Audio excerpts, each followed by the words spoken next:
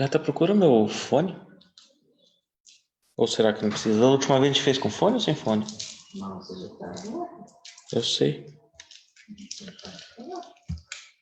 Boa noite, tudo bem com vocês? Já estamos aqui. Se você já quiser deixar mensagem com a gente,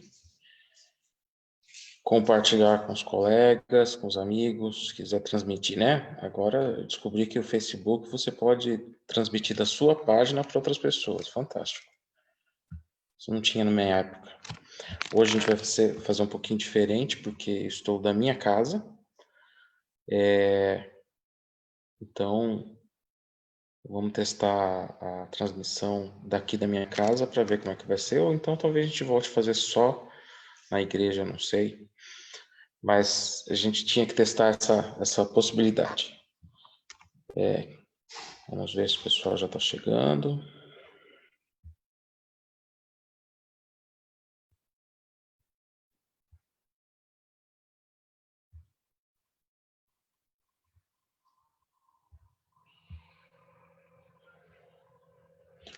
Já temos 5 pessoas aqui, olha que beleza.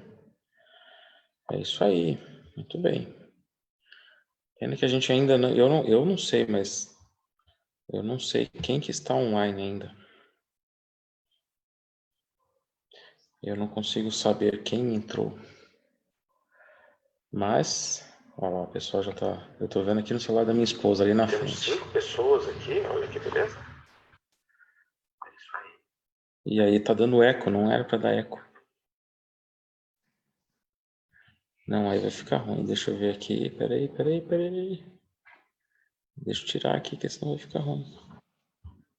Isso, pronto. Muito bem, agora estou vendo. Olá, pessoal entrando, muito bem. Bom, faltando mais uns 2 minutinhos para a gente começar oficialmente, né? Vai entrando, se inscrevendo aí, né? Dando um oi. Semana passada foi muito legal porque nós tivemos perguntas ao vivo, né? Ó, isso foi muito legal, isso deu uma dinâmica diferente. E hoje, de novo, eu quero que se você tiver alguma dúvida, que você fale, né? E para a gente poder ter uma interação diferente. Eu quero que esse estudo seja o mais próximo. Até um tempo atrás, quando a gente começou no começo do ano, era numa classe, ou seja, uma sala, e você perguntava ali na hora. E tem que ser próximo mesmo, para que você não fique com dúvidas, né? Então, se você tiver alguma dúvida, ponha aí a sua dúvida para a gente. Já tem dúvida? Não? Isso aqui é para eu acompanhar? Isso aqui é o meu retorno? Olha que legal. Tudo bem. Vamos lá.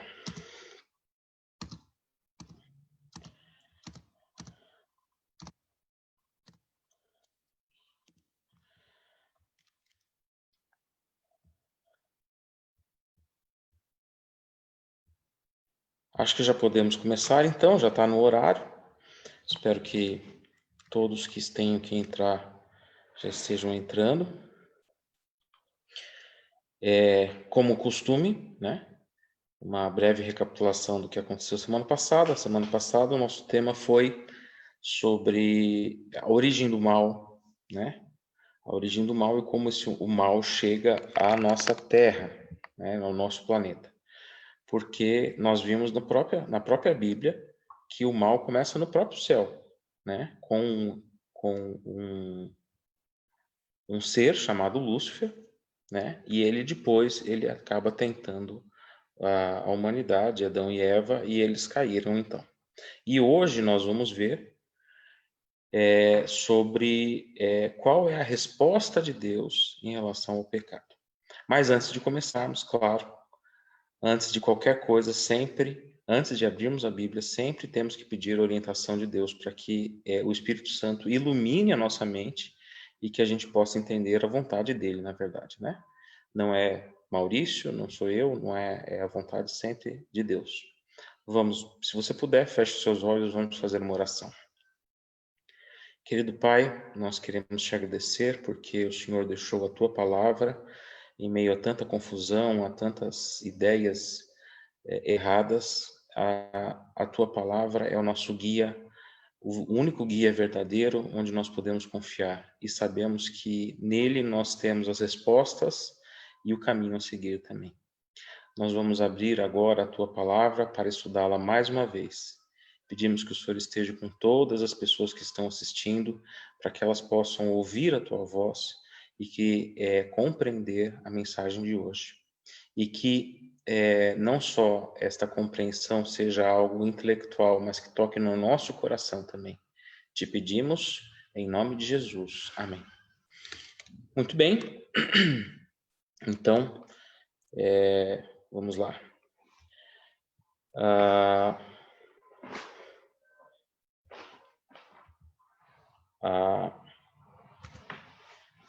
Vamos fazer aqui de novo. Deixa eu ver, vocês estão...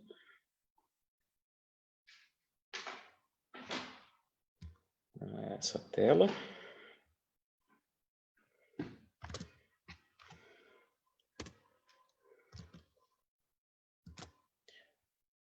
Só mais um minutinho, por favor. Agora sim. Muito bem. Então, vamos lá. Então, de novo, uma breve recapitulação aqui. Cadê meu mouse? Sumiu o mouse. Ué? Achei. Tá aqui. Então, a origem do mal começa lá com Lúcifer. Ele era um anjo de luz e quis tomar o lugar de Deus. Eva foi enganada pela serpente. O mal se originou no céu, no coração de um anjo livre e não com Deus. Então, lembrando mais uma vez, a chave para a gente entender como que um Deus todo-poderoso permite, todo amoroso e todo-poderoso, permite o mal no universo, permite o mal no mundo, é a liberdade. A liberdade que ele dá para mim e deu para Lúcifer também. E aí, uma das perguntas que foi feita semana passada, por que se Deus sabia que Satanás, Lúcifer, iria pecar, por que ele criou? Veja, se eu digo que o jogo, um exemplo, um jogo de cartas, ele é justo, mas eu escolho as cartas que eu vou jogar, já deixa de ser justo.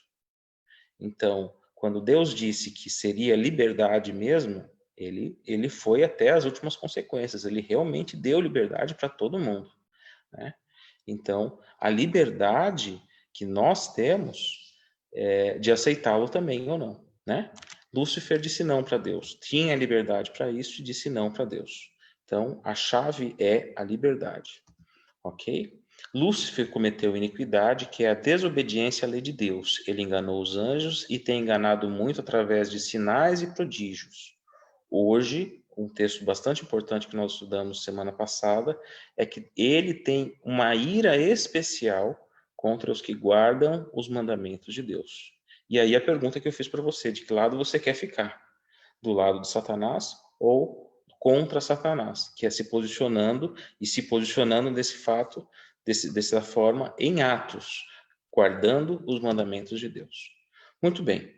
Então, o pecado vem ao mundo. E como Deus reage a este acontecimento? O que será que Deus fez? Né? É o que nós vamos estudar, então, hoje. O que Deus faz, qual a forma de Deus lidar com o pecado. Este é só um dos temas, uma das noites que nós vamos estudar. Esse tema vai se estender ainda por mais algumas vezes, porque é bastante extenso e bastante importante. É o plano de salvação. Eu creio que você está aqui porque você está, sim, pensando na salvação eterna, né? Se você quisesse pensar só apenas nas coisas do mundo, você não estaria interessado em religião, você não estaria interessado em Bíblia, mas você está pensando num horizonte além desta vida. Você está pensando agora em coisas eternas.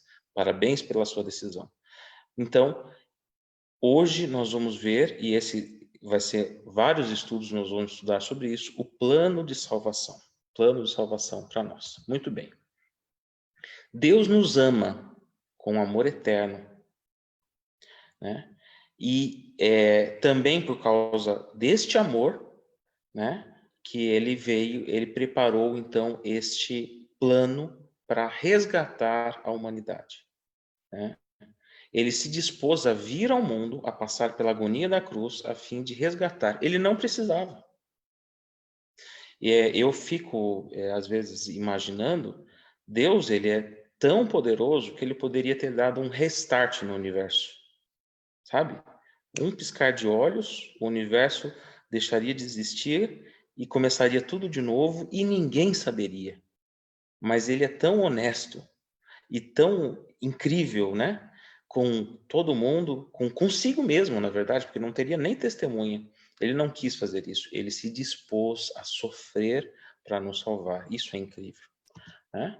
O caminho da vida eterna é muito fácil de ser achado, compreendido, mas poucos sabem como ir a Cristo, experimentar alegria, paz de espírito, perdão e esperança.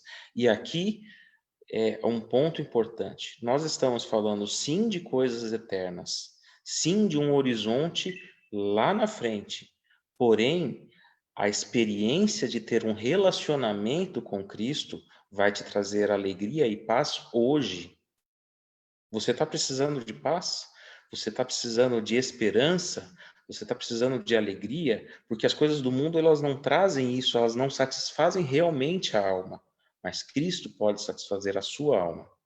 Vamos seguir então. Quantos são pecadores e qual é o resultado do pecado? Esses textos, hoje nós vamos ler vários textos espalhados na sua Bíblia. Espero que você já tenha ela aí. Se não tem, vai lá, corre, pega a sua Bíblia. Então a gente vai passar por vários trechos. Pegue lá a sua Bíblia. Esse texto está em Romanos, mais ou menos no meio do Novo Testamento, né? Em Romanos, e ele é bastante importante para a gente entender o que aconteceu com a humanidade depois que o homem caiu. Romanos 5, verso 12, e depois 6, 23. Romanos 5, verso 12, e depois 6, 23. Já achou? Muito bem, vamos lá.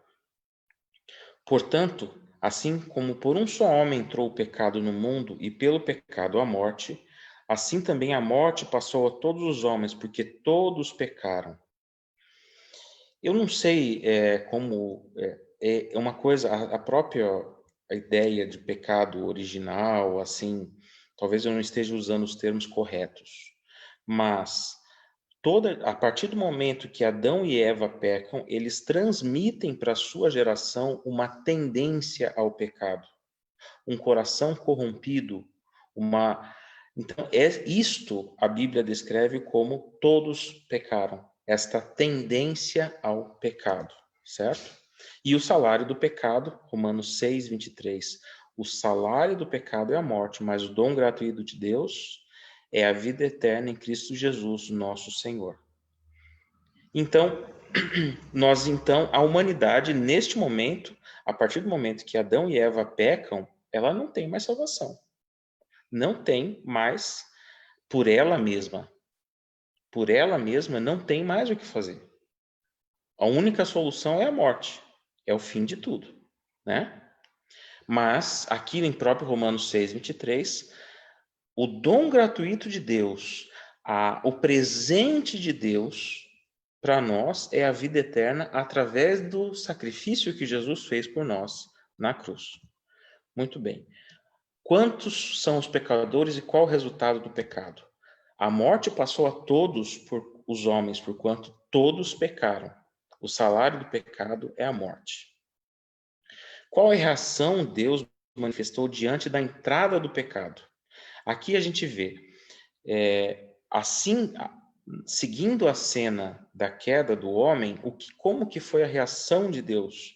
Porque a gente vai entender como Deus, realmente, o caráter dele estava expresso ali, né?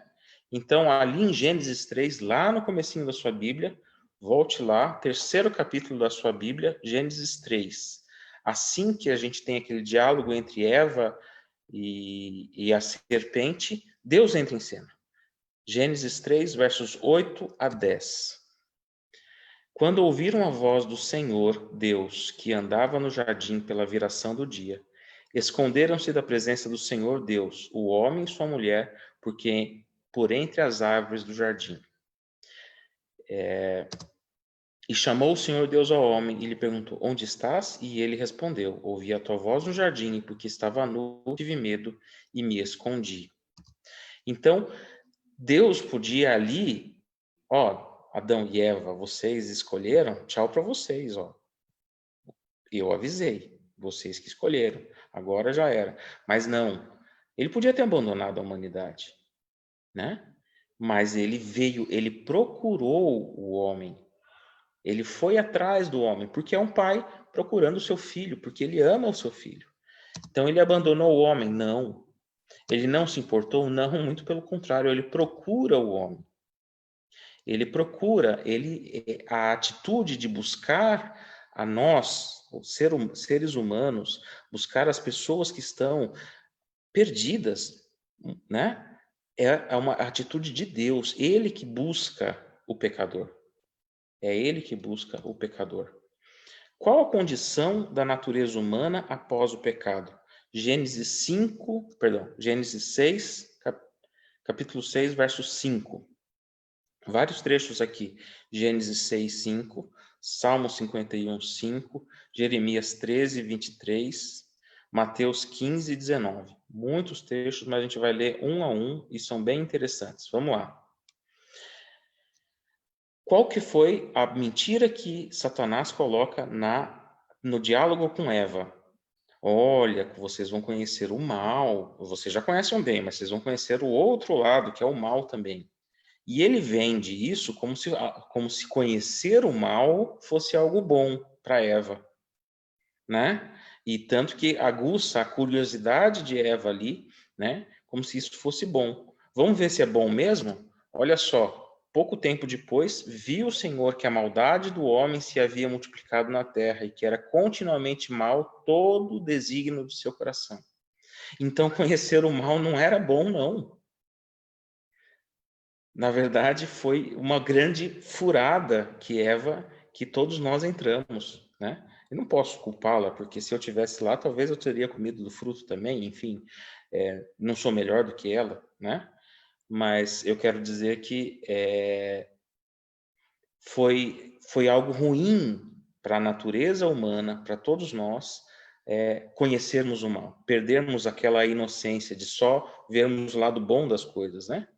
E, enfim, a maldade havia se multiplicado. Salmo 51, verso 5, o salmista diz assim: eu nasci na iniquidade, em pecado me concebeu a minha mãe. É porque aqui Davi está expressando que ele já nasce com uma natureza com tendências para o mal. E se você é pai, se você é mãe, né? Se você não é, talvez você não conheça isso, mas você vê que a criança, desde o começo, se você não corrigir, ela... E às vezes a gente vê muitos pais que são escravos dos seus filhos, escravos das suas crianças, porque os pais não conseguiram dar a direção. Desde o começo, a criança é egoísta, a criança, ela é... Claro que a gente pode colocar amor no coração da criança, mas se a gente deixar sem freio, você que é pai, você sabe do que eu estou falando. Muito bem, vamos seguir? Pode acaso o etíope mudar a sua pele ou o leopardo as suas manchas? Isso está lá em Jeremias 13, 23. Então poderias fazer o bem estando acostumados a fazer o mal? Aqui é, de novo, algo bastante importante para nós. Eu não posso, por mim mesmo, tirar esta tendência que eu tenho dentro de mim ao mal. Eu não consigo. Assim como o leopardo não pode mudar por si próprio a sua pele, não tem como. Entende? Ou seja, nós temos esta tendência ao mal e ela é natural ao ser humano. Não era para Adão. Não era para Adão. Mas depois do pecado passa a ser a toda a raça humana. A todo ser humano ele tem esta tendência a fazer o mal. E aqui um pequeno parêntese. Existem filosofias que acham que o ser humano ele é apenas fruto do meio, né? Então, aquela pessoa, ela não é má, não, mas você tem que ver ela, porque ela nasceu em um determinado contexto, ela teve uma criação ruim, ela é... Não, a Bíblia diz que o ser humano, ele é mau por natureza. Por natureza nós somos maus, não é o meio que nos forma maus. Não, é a natureza humana que faz o mal. Então não adianta só melhorar a situação né? Vamos dar melhores condições para as pessoas que elas vão deixar de ser más. Não, mesmo pessoas com muitas boas situações podem ser e vão ser más se elas não tiverem Deus no coração. Enganoso é o coração mais do que todas as coisas e desesperadamente corrupto. Quem o conhecerá? Esse verso é fantástico. Jeremias 17:9. Por que ele é fantástico? Porque toda hora você ouve, você já até ouve, ouça o seu coração. Você está em dúvida? Ouça o seu coração. A Bíblia diz exatamente o contrário. Não ouça o seu coração. Ouça Deus. E você vai ouvir aí, se você assistir um filme aí, logo depois da classe bíblica, você vai assistir essa frase. Não, você está em dúvida? Não. Ouça o seu coração que você vai seguir. Não ouça o seu coração. A Bíblia diz para você escutar Deus. Porque o seu coração é enganoso. É enganoso e desesperadamente corrupto. A minha natureza, ela é corrupta. Faz parte da minha natureza. Então eu não posso buscar a bondade, o lado bom em mim, eu tenho que buscar em Deus. Vamos seguir? Porque do coração, Jesus falando lá em Mateus 15, verso 19, porque do coração procedem maus desígnios, homicídios, adultério, prostituição, furtos, falsos testemunhos e blasfêmias. Estas coisas vêm da nossa natureza quase que sem esforço quase. Fazer o mal parece ser muito mais fácil do que fazer o bem. E realmente exige de nós irmos contra uma natureza tendenciosa ao mal para fazermos o bem. É exatamente assim. Então, essa história de que é tudo fruto do meio, não é isso que a Bíblia diz. E a partir de agora você tem que tomar uma decisão, né? A cada dia, cada estudo que a gente está tendo aqui, eu estou te convidando. Você vai continuar ouvindo o que o mundo diz ou o que a Bíblia está dizendo? Tem que tomar uma decisão a esse respeito. A Bíblia diz que o meu coração ele é corrupto, né? Vamos seguir. Então, qual a condição da natureza humana após o pecado? Ela ficou melhor? Ela ficou mais santa? Não. Ela ficou corrompida, depravada. Ela permaneceu como era, naquele estado de inocência que Adão e Eva tinham? Não, infelizmente não. Né? A Eva e a humanidade levou o gato por lebre, né? Um belo presente de grego. Quais são outras características da natureza humana pecaminosa? E aqui alguns versos profundos e importantes que Paulo escreveu lá no Novo Testamento. Efésios 2, capítulo 2, versículo 3, depois capítulo 4, versículo 18, depois 1 Coríntios 2, 14, depois Romanos 7, 19, 15 a 19, 23 e 24. Temos alguma pergunta ainda? Não temos perguntas hoje? Puxa, que pena. Então, espero que esteja claro para você, né? Você que está assistindo, espero que esteja bem claro. Mas, se tiver alguma dúvida, por favor, coloque aí. Quais são outras características da natureza humana? Entre as quais também todos nós andamos outrora, segundo as inclinações da nossa carne, fazendo a vontade da carne e dos pensamentos, e éramos, por natureza, filhos da ira, como também os demais. Obscurecidos de entendimento, alheios à vida de Deus por causa da ignorância em que vivem pela dureza do seu coração. Aqui, Paulo está dizendo o seguinte: a vontade de buscar a Deus e até de entender as coisas espirituais não é natural minha. Não é natural da natureza humana. Querer as coisas espirituais e entender as coisas espirituais. Então, eu preciso, até para entender e querer as coisas espirituais, um caminho diferente do caminho do mal, eu preciso da ajuda de Deus, né? Então, é isso que Paulo está dizendo. obscurecido de entendimento, alheios à vida de Deus. Eu não quero Deus. É isso que Paulo está dizendo. Pela minha natureza, eu não quero. Então, eu preciso de ajuda e peço ajuda a ele para que eu possa tomar uma nova decisão, né? Ora, o homem natural não aceita as coisas do Espírito de Deus, porque eles são loucura e não podem entendê-las, porque elas se discernem espiritualmente. E aí, os cientistas acham loucura o que a Bíblia diz, né? As pessoas ditas intelectuais acham loucura. Por quê? Porque a natureza humana, sem a ajuda de Deus, ela vai achar tudo o que não é, do material algo estranho, algo não natural. Enfim, parece loucura mesmo. Porque nem mesmo compreendo o meu próprio modo de agir, pois não faço o que prefiro e sim o que detesto. Ora, se faço o que não quero, consinto com a lei que é boa. Neste caso, quem faz isso já não sou eu, mas o pecado que habita em mim, porque eu sei que em mim, isto é, na minha carne, não habita nenhum bem, pois o querer bem está em mim, não porém o efetuá-lo. E aqui Paulo expressa, lá em Romanos 7, a natureza que todos nós temos, dessa de muitas vezes e frequentemente na nossa vida, a gente quer fazer às vezes o bem, mas não consegue. Quando a gente põe em prática, acaba saindo alguma coisa errada. Acaba cometendo erros, deslizes. O querer fazer o bem está em mim. Eu quero fazer, mas eu não faço, eu faço mal. O não querer fazer o mal está em mim, mas eu acabo fazendo, né, o errado. Eu quero fazer uma coisa, acabo fazendo outra. Essa é da natureza humana. Paulo coloca lá em Romanos 7. Muito bem? Mas vejo nos meus membros outra lei que, guerreando contra a lei da minha mente, me faz prisioneiro da lei do pecado que está nos meus membros. Desaventurado o homem que sou, quem me livrará do corpo dessa morte? A continuação daquele trecho, né? Então, quais são as outras características da natureza humana pecaminosa? Querer o bem está em mim, mas não consigo efetuá-lo. O homem natural não consegue compreender as coisas de Deus, né?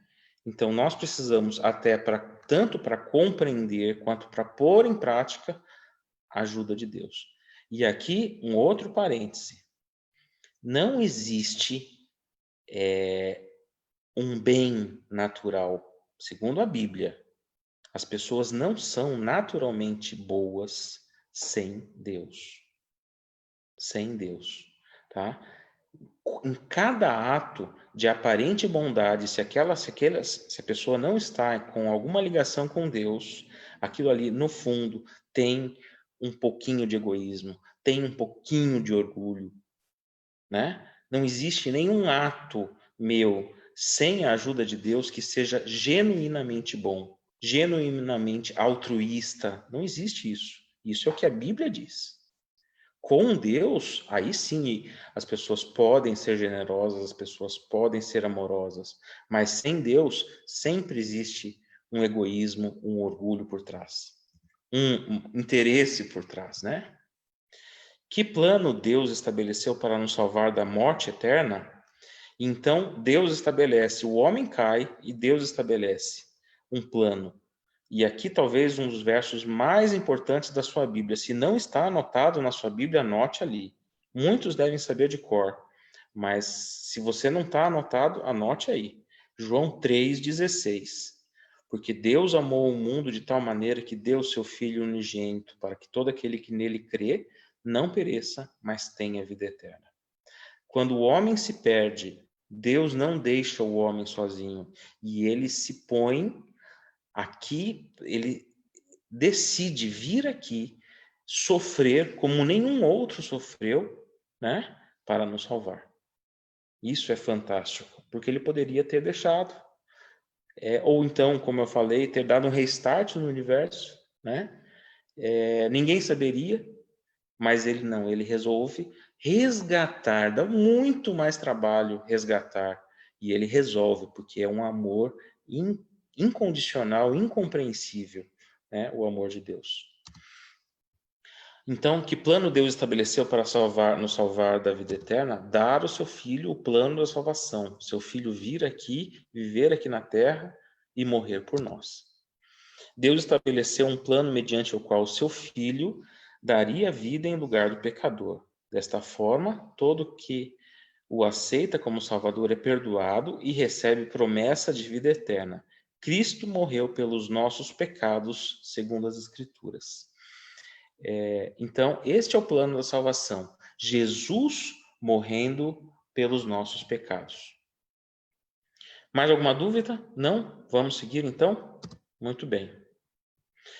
O que Jesus fez por nós na cruz? 1 Pedro 2, 24, Isaías 53, 5 e 6.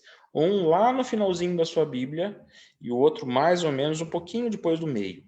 Segundo Pedro, 1 Pedro está lá bem próximo de Apocalipse, mas é um pouquinho antes. E Isaías é bem próximo de Salmos, então é bem no meio da sua Bíblia, tá? Então vamos lá. 1 Pedro 2, 24 e Isaías 53. 1 Pedro 2, 24. Carregando ele mesmo em seu corpo sobre o madeiro os nossos pecados, para que nós, mortos para o pecado, vivamos para a justiça, por suas chagas fostes sarados. E em Isaías 53, verso 5, mas ele foi traspassado pelas nossas transgressões e moído pelas nossas iniquidades. O castigo que nos traz a paz estava sobre ele, e pelas suas pisaduras fomos sarados. Então, o que Jesus sofreu na cruz, nenhum homem sofreu. Nenhum homem sofreu. Sabe, muitas pessoas sofreram coisas terríveis neste mundo. A gente vê, eu não imagino, nem, né, quão difícil deve ter sido, por exemplo, para os judeus que ficaram anos em campos de concentração, depois são mortos. Muitos deles eram torturados, existiam experiências onde os malucos dos cientistas lá de Hitler, eles testavam o limite que o ser humano consegue de sentir de dor. Olha que coisa maluca, né? Quanto que um ser humano consegue sentir de dor? E eles testavam isso lá, infelizmente. Coisas, mas o que Jesus sofreu na cruz é diferente. Porque enquanto essas pessoas tiveram sofrimento físico, Jesus estava sofrendo a punição pelo pecado. O que aconteceu fisicamente com Jesus, claro, por exemplo, a gente vê o filme Paixão de Cristo, de Mel Gibson, é até impactante, é chocante aquele filme. E realmente deve ter sido mais ou menos daquele jeito mesmo. Realmente foi crueldade o que fizeram com Jesus, né? Fisicamente falando. Mas aquele sofrimento físico não se compara à angústia que ele estava sentindo por dentro. E esta angústia tem a ver com o meu e com o seu pecado. Esta angústia que ele sentia por dentro é o castigo do meu e do seu pecado. Então, o que Jesus sofreu por mim e por você não se compara a nenhum outro sofrimento que qualquer outro ser humano tenha tido em qualquer época. Ok? Então, porque às vezes, não, mas foi só algum tempinho ali na cruz. Não. O que Jesus sofreu por mim não se compara. Todos nós andávamos desgarrados como ovelhas, cada um se desviava pelo caminho, mas o Senhor fez cair sobre ele a iniquidade de todos nós. Então Jesus carregou em seu corpo sobre o madeiro os nossos pecados. O Senhor fez cair sobre ele a iniquidade de todos nós. Então, a morte que nós sofremos no nosso dia a dia, que nós vemos as pessoas sofrerem, ela não se compara com a morte que Jesus teve na cruz. Porque a morte, esta morte momentânea, que nós inclusive vamos estudar mais sobre a morte, o que a Bíblia fala sobre a morte mais para frente, ela não é o castigo do pecado. Ela é resultado do pecado, mas não é o castigo do pecado. O que Jesus sofreu na cruz é o castigo do pecado, do meu e do seu pecado. Muito bem. Quem pode mudar a natureza humana Em 1 Samuel, lá no meio, mais ou menos da metade, não. Lá no comecinho da Bíblia ainda. 1 Samuel, capítulo 10, verso 6. 1 Samuel, capítulo 10, verso 6. O Espírito do Senhor se apossará de ti e profetizará com eles, e tu serás mudado em outro homem. O Senhor, sim, Deus pode mudar a natureza humana. Não os costumes, as filosofias, o meio que a pessoa nasce, o meio que a pessoa cresce, até a educação. Não. Essas coisas, elas não mudam o egoísmo que está dentro do coração. Agora, Deus pode mudar. Deus pode mudar e tirar dentro do meu coração o meu egoísmo, tirar de dentro do meu coração o meu orgulho, né? Então, o Espírito do Senhor se apossará de ti e profetizarás com eles, e tu serás mudado em outro homem. João 8,32, aquele verso que você já conhece de cor: conhecereis a verdade e a verdade vos libertará. O Espírito Santo de Deus, quando eu peço a cada dia, Senhor Deus, por favor, transforme a minha natureza, porque a minha natureza sem ti, ela é um poço de maldade. O Espírito Santo, ele pode mudar a minha natureza. Então, todos os dias eu tenho que fazer esse pedido a Deus. E o conhecimento da verdade, o conhecimento da verdade é o conhecimento da Bíblia, né? Muito bem. A salvação depende das nossas boas obras. Efésios 2, 8 e 9 e Gálatas 2, 16. Agora, são só textos de Paulo. Efésios 2, 8 e 9 e Gálatas 2, 16. A mim, o menor de todos os santos, me foi dada esta graça de pregar aos gentios o evangelho das insondáveis riquezas de Cristo e manifestar qual seja a dispensação do ministério, desde os séculos ocultos, em Deus que criou todas as coisas. Sabendo, contudo, que o homem não é justificado pelas obras da lei, e sim mediante a fé em Cristo Jesus.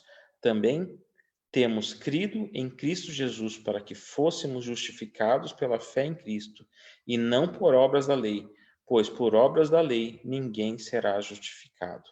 Gálatas 2,16. Ninguém é salvo por obras. A Bíblia diz claramente que ninguém é salvo por obras. Somos salvos pela fé em Cristo Jesus. Algumas pessoas acreditam que você tem que fazer penitências, que você tem que pagar indulgências, que você tem que pagar promessas. Isso não é algo bíblico. E se você acredita nisso, você de novo tem que tomar uma decisão hoje. A Bíblia diz que somos salvos mediante a fé em Cristo Jesus. Não são as minhas obras que me salvam, e sim a fé no sacrifício que fez Jesus por mim. Ok? Então, a salvação depende das nossas boas obras? Não, não depende. A salvação depende única e exclusivamente de Cristo. Depende da minha decisão de aceitá-la apenas, né? E nós vamos entender um pouco melhor isso também nos próximos estudos. Como que eu tomo esta decisão e por que que eu tenho que tomar e assim por diante, né? Então, agora, não é, eu vou fazer o bem. Se eu fizer o bem, eu estou. Existem algumas pessoas que acreditam nisso, né? Que como se tivesse uma contabilidade de bem e mal. Então, eu vou fazendo bem, bem, bem, bem. Depois faço um pecadão grande. Aí depois, para compensar aquilo lá, tem que fazer mais bem, bem, bem, né? Não, não existe essa contabilidade. Não para Deus. Não é o que a Bíblia está dizendo, né? Para compensar o mal que eu fiz, eu faço um montão de bem. Não, não existe, tá? Então, fé em Cristo. Como pode o homem alcançar a salvação? 1 João, lá no finalzinho da Bíblia. 1 João, pouquinho antes de Apocalipse, 1 João 5, versos 11 e 12. O testemunho é este, que Deus nos deu a vida eterna, e esta vida está no seu Filho. Aquele que tem o Filho tem a vida, aquele que não tem o Filho de Deus não tem a vida. Guarde uma coisa agora. Salvação significa andar com Jesus. Se você todos os dias buscar a Jesus, através da oração, através da leitura da sua palavra, leitura da Bíblia, então você estará salvo. Porque salvação, para mim, é sinônimo. Salvação é Jesus. Ok? Então, salvação, eu ando com todos os dias buscando a Deus, eu estou salvo. Mereço? Isso me torna merecedor? Não. Os méritos são todos de Jesus pelo que ele fez na cruz. Não me torna merecedor de absolutamente nada. Mas faz com que eu, neste relacionamento, então eu sou salvo. Ok? Esta é a vida, o testemunho é esse, que Deus deu a vida eterna, e esta vida está no seu Filho. A vida eterna está em Cristo Jesus. Então eu tenho que buscar Cristo Jesus a cada dia. Como pode o homem alcançar a salvação? E tendo sido aperfeiçoado, tornou-se o autor da salvação eterna para todos os que lhe obedecem. Hebreus 5, 9. Agora faz parte do meu relacionamento com Cristo. É Ele que me salva, são méritos dele obedecer-lhe. Entende? Não é me tornar merecedor. Eu não sou merecedor de nada, não importa o que eu faça. Ninguém é merecedor de nada, não importa o que faça. Mas, como relacionamento, no ato de querer andar com Cristo a cada dia, aí então eu, inclusive, procuro obedecer-lhe. Ok? Mas isso não me torna merecedor de absolutamente nada. Muito bem. Como pode o homem alcançar a salvação? Aceitando a Cristo, o autor da salvação eterna, para todos os que lhe obedecem. Então, muito bem, estamos terminando. Então, esse estudo foi um pouco menos extenso. Que horas são? 7h37. 7h37. Olha, hoje nós estamos terminando mais cedo. Vocês, certeza que não tem nenhuma dúvida? Puxa. Muito bem. Espero que tenha sido algo proveitoso para você. Recapitulando, então, após o homem pecar, Deus foi procurá-lo e lhe deu a certeza de que Jesus morreria em seu lugar. Jesus é o Cordeiro de Deus. Ele tomou sobre si os pecados. Após o pecado, a natureza humana ficou depravada e o coração corrompido. O Espírito Santo muda a natureza humana e implanta a lei de Deus no nosso coração. A salvação depende da fé em Cristo. Ok? Muito bem. Esse foi um estudo mais... né? E agora a nossa responsabilidade a esse respeito. Todo conhecimento ele requer de nós uma responsabilidade, uma decisão.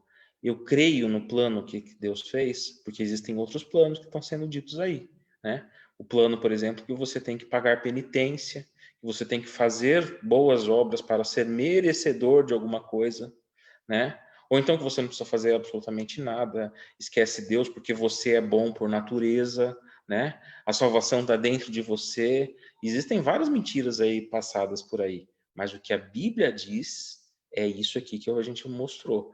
O plano idealizado por Deus é crer na fé, pela fé em Jesus, nós e num relacionamento com Ele, então nós estamos o aceitando como nosso Salvador. Que você tenha uma boa semana, né? Que você encontre... Deixa eu voltar aqui a telinha. Aqui. Que Deus possa te dar uma semana ricamente abençoada. Muita paz para você. Só Ele é a fonte da paz e das verdadeiras bênçãos. E principalmente que a cada dia nós possamos pedir o Espírito Santo dele em nossa natureza humana, tirando esse orgulho, esse egoísmo que todos nós temos, nós aprendemos hoje, para que nós possamos ser instrumentos melhor dele, né, aqui na Terra. Esse é o meu desejo, minha oração para você. Se você puder, semana que vem nós estaremos aqui de novo, né? Então, agora o nosso horário sempre vai ser às 7 horas.